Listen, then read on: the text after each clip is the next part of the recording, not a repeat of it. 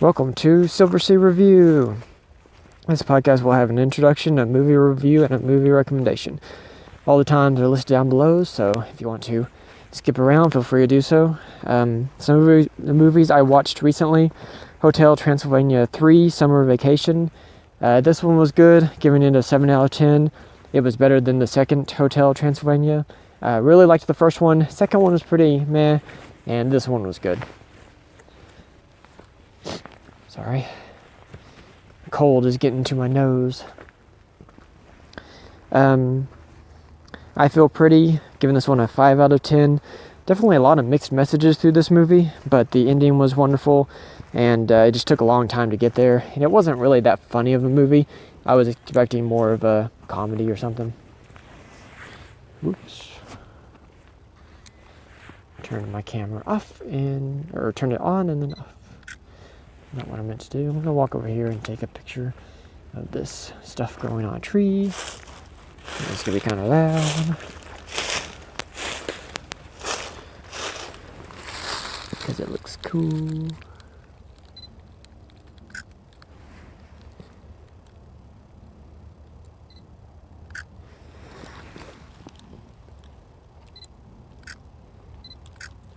Alright. Status update, giving that one a 5 out of 10. It was fun to watch. Of course, it has a very cliche story. They did have a good ending. Hotel Artemis, 4 out of 10. I was really expecting more from this movie. It's not terrible, but it definitely was not great by any means.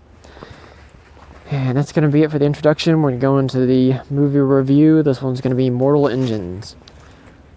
Going to give this one a 5 out of 10. There will be spoilers. The way that the cities kind of jostle around when they're moving, it's very weird. Like, I couldn't tell, because things like buildings don't move like that.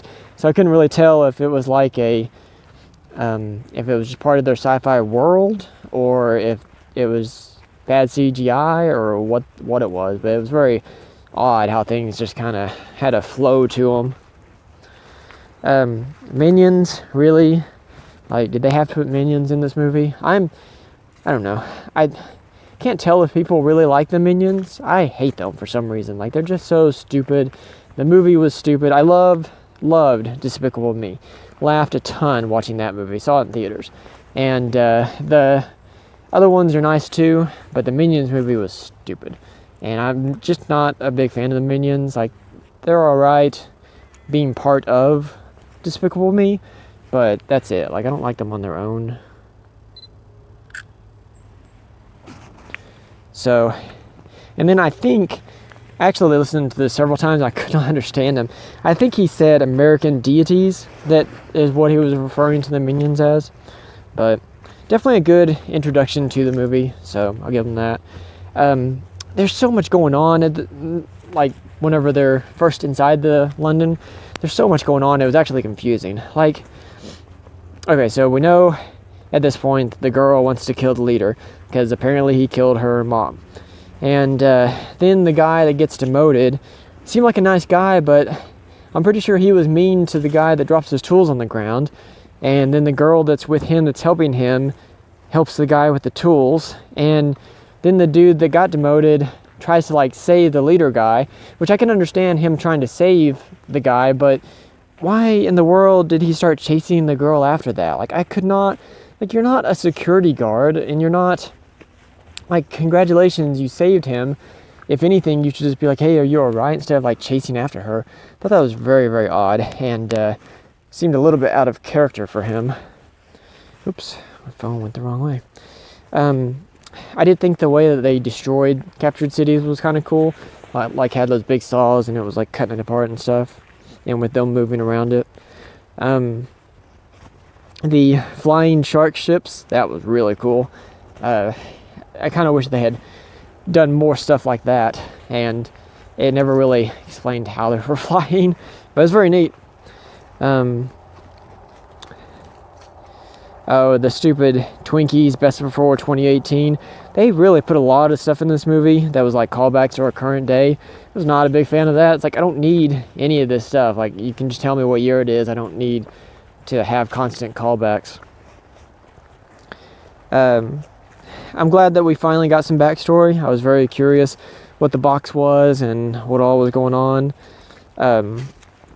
It was an interesting solution to the we have to cut the rope dilemma to toss the knife down to him. Like, I was very unsure what she was going to choose. And then even when she chose that, I was like, oh, I didn't know that was even an option. So that was great. They finally explained why the creature was chasing her. It took a long time, but got that explanation as well as why she was trying to get revenge and kind of who she was and all this stuff that we had no clue what was going on. I really thought this movie was going to be city versus city, not London versus a bunch of small cities. And then later on, whenever they get to the wall and there's like a city on the ground, it's like, why? I was a little confused why they even built moving cities if they had this massive place that was like behind the wall. Like, I don't know, I thought this movie, like I said, was going to be a bunch of big named cities driving around fighting each other, and it was not at all what it was. I feel like the side story of the guy and girl on London was kind of pointless and kind of like, I didn't care about it. So I didn't know why they kept linking back to it. I mean, maybe towards the end it played a role, but I mean, for the most part, I guess they were using that. How can I get past this? Hang on. Dress shoes and mud do not go well together. Gotta be very careful.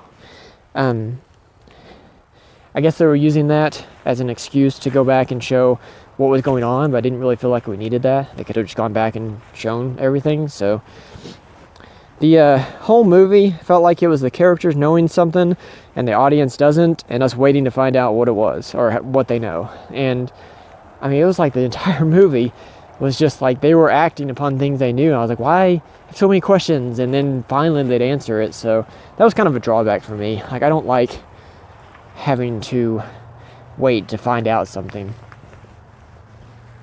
The special effects for the massive weapon sure was neat. Whenever it's shooting the wall, that was awesome. Very unique.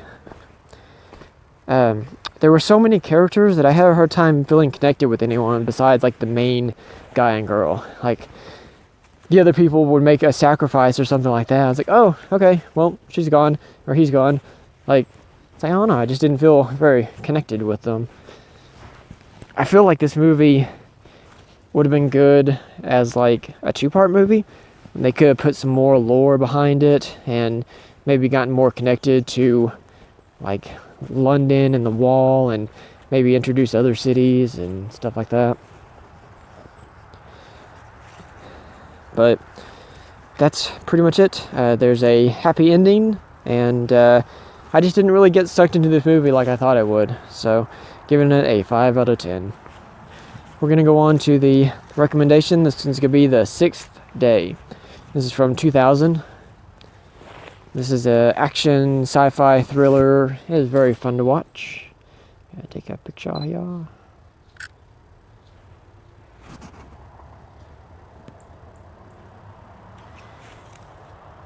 See, right here is where I need some deer. Oops. The description, as I not walk in the mud. A world on the very near future in which cattle, fish, and even family pets can be cloned. But cloning humans is illegal. That is, until the family man Adam comes home from his workday to find out he has been replaced by a clone. He must not only save himself from the assassins, but also uncover who and what is behind the horrible things that are happening to him. Man, there's a lot of mud here. And it's got Arnold Schwarzenegger, and it's very good. Like, it's just fun to watch. Didn't realize I was so close to the road. Actually, I did one on a podcast over here. I just hadn't come down this far. But that will be it for this podcast. There's an introduction video out there, so feel free to, or introduction, there is a video as well, but you can listen to it and figure out more about this podcast. I'm on YouTube and SoundCloud, and I've also got, like YouTube's got all my older episodes, and I've also got an Instagram and Twitter, so take care of yourself because there's only one you out there.